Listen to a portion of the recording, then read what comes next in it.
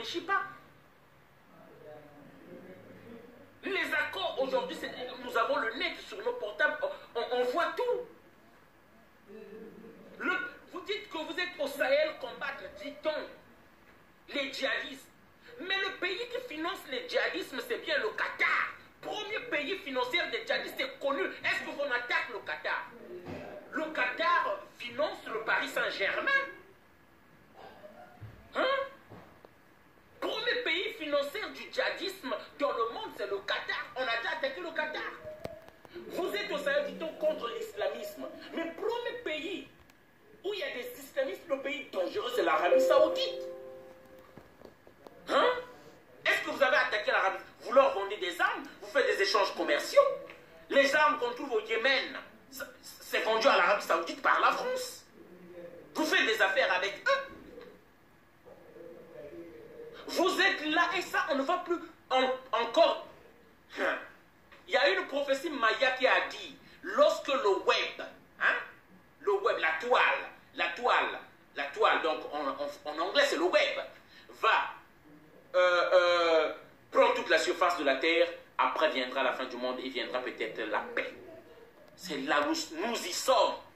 Le web nous permet de savoir tout, on ne peut plus mentir qui que ce soit. Vous allez faire appel ici, vous avez dit, aux 5 pays du Sahel pour une réunion ici, ça ne changera rien. Ça ne changera rien.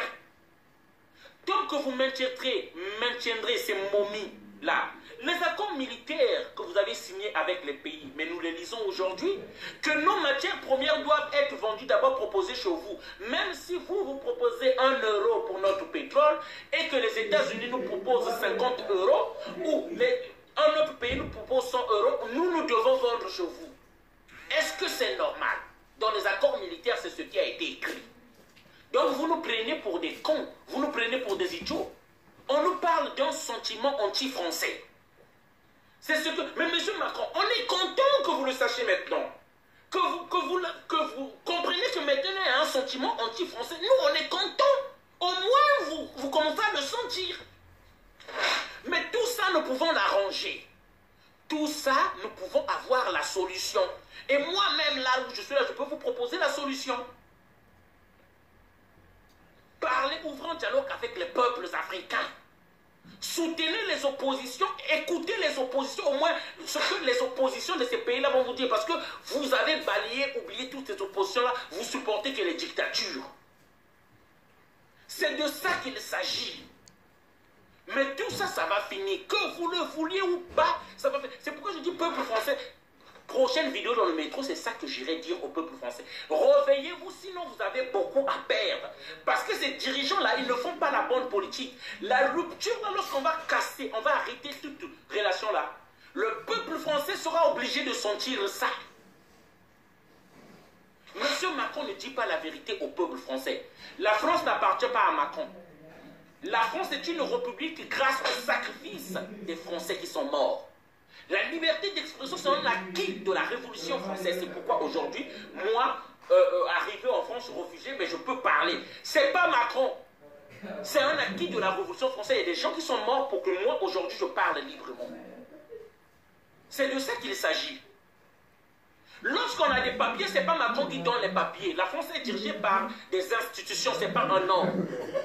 C'est grâce à ces institutions que moi, j'ai le statut de réfugié dans ce pays-là. Et nous, lorsque nous parlons, on n'est pas contre la France. On n'est pas contre la France. On est contre la politique. De cette oligarchie politique qui ne veut pas changer de politique. Il ne s'agit que de ça.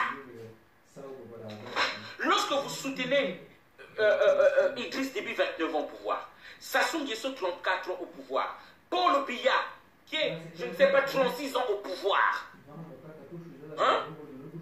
Vous avez soutenu Blaise Compaoré.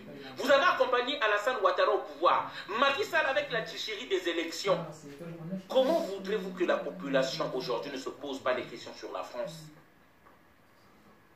Lorsque ce sont vos entreprises qui extraient le pétrole chez nous, prennent le pétrole chez nous, nous voyons chaque jour des bateaux faire des va-et-vient et nous-mêmes nous mourons de faim. Comment voulez-vous que nous... Et ça, c'est des et des années, ça dure. Comment voudrez-vous pas que les gens puissent aujourd'hui, en Afrique, avoir ce sentiment-là? Vous voulez qu'on enlève ce sentiment-là, mais d'autres, vous ne voulez même pas changer de la politique, vous ne voulez rien faire bouger. Mais sachez-le, que vous le voulez ou pas, les choses vont changer, les peuples vont se réveiller. Et quand vous êtes en train de comprendre vous-même, c'est des soldats français, des citoyens français qui sont en danger dans ces pays-là.